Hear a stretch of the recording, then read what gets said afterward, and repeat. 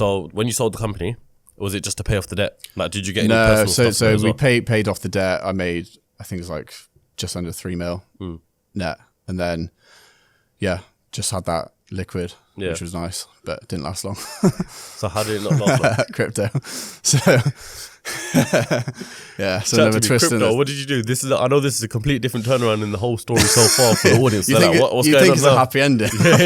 He's got the money. He's got the money. He's got his new brand, everything. We still got more steps to go downhill first. But nah, universe will smack you in the face again. So what happened? Yeah, what it was, because looking back, like, I'm extremely entrepreneurial. Like, entrepreneurs have to have very high risk tolerance mentally to be able to even think that this is possible. Like, if you think how risky Hera was throughout this entire journey, it didn't faze me once. Like, so I was like, I had very high risk tolerance.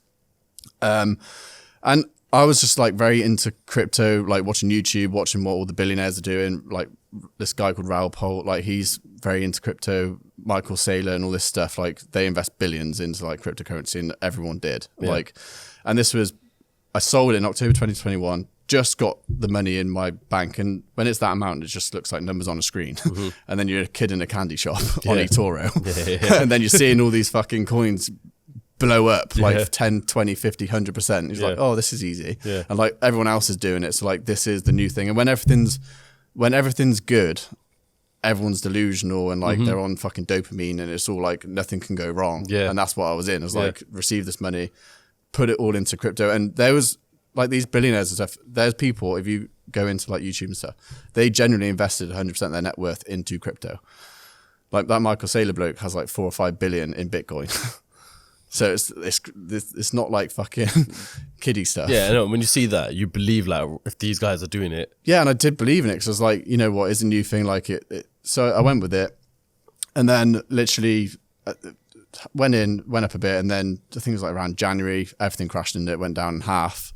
And Did then you put all 3 mil into it? Yeah, and it wasn't just that. It was like Decentraland, some metaverse ones, like high risk ones and all that stuff, but the majority was in Ethereum, and then Solana, which went down 90%. So a lot of the coins. Then the problem is when it went down in Jan, because I was mentally prepared for this anyway, so I was like, look, I know how crypto works and all this stuff. Like it can go down in half. Course, just leave it alone, and it'll go back up within 6 months anyway. But the problem is it went down half, but then the other ones went down.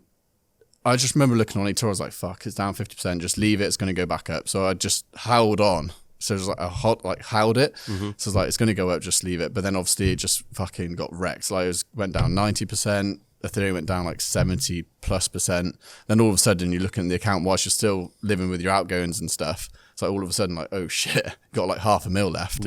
And then it's just like doing reckless, stupid shit, because it's like, okay, I need to get out of crypto because this is just going down even further because the whole market's ruined. And it's not just, looking back at, I don't just blame crypto. Some of them, obviously when it goes down 90%, it's a lot, but you know, if I didn't invest in crypto, I know for a fact I would have invested in tech companies.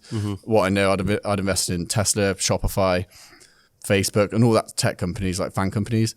But even they're down like 70% year to date. So like you wouldn't have won, and it was bad timing, reckless. A lot of it's bad timing, because if I'd invested that money any other year, it would have gone up. But because this was probably one of the worst financial years in history, you know, it just went down like the whole market did. But and another thing I remember in October, like everyone was talking about inflation. It's like, you know, inflation taking 10%, don't leave your money in the bank. That was the advice given off, you know, Ray Dalio, all the famous people. Don't keep cash as trash and all this stuff. Okay, where'd you put it then? Invest it into stocks. But the problem is, inflation actually was a better option to lose 10% than losing 70% to the market. I have this. I'm in the it's same. Hard. So it's just like you know, it's finance is difficult, and there's 3 methods. Like one, you need to know how to make money. I know how to make money. So that's why I'm not worried about losing it all, because I know I'll make it back. I know how to make money. Second, you need to know how to multiply money. I failed at that. And 3, you need to know how to preserve money. I failed at that. So next time, I need to know how to preserve the money, because you need to put in safer assets. Like, don't put your entire net worth into any stock. Like, it's too risky, because like, not just crypto.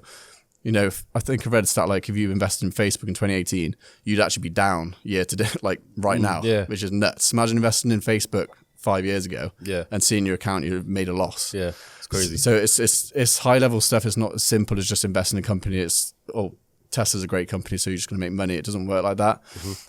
So like there's S&P 500 index funds, like stuff like that, just low risk stuff, property. You just need to keep money just in low risk, safe stuff. It's like Warren Buffett, like looking at his stuff, like in 2020, he got rinsed like by everyone, like in all industry people just like saying, oh, you're not spending your money, because he had the most amount of money on the sidelines ever. Yeah.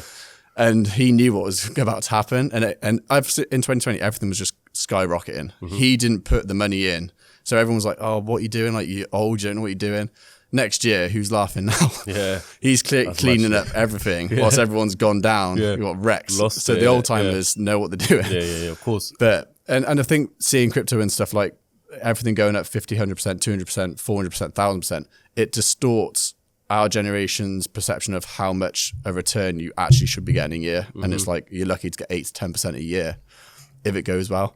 So I think it has distorted everyone's perceptions about Well, you know stuff. what the thing is as well? I remember Tate said this as well. He said people who've been rich over, overnight crypto booming, for example, Luna or Shiba or whatever it was, and they put the whole net worth and they've made 1 mil into 10 mil from one night. Yeah.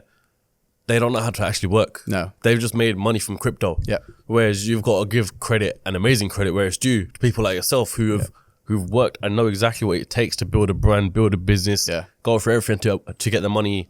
It may be a harder way, of course. You know, there might be some crypto millionaires who've made money a whole lot easier compared to starting a brand. But put them in the same position that you're in, would they know what to do?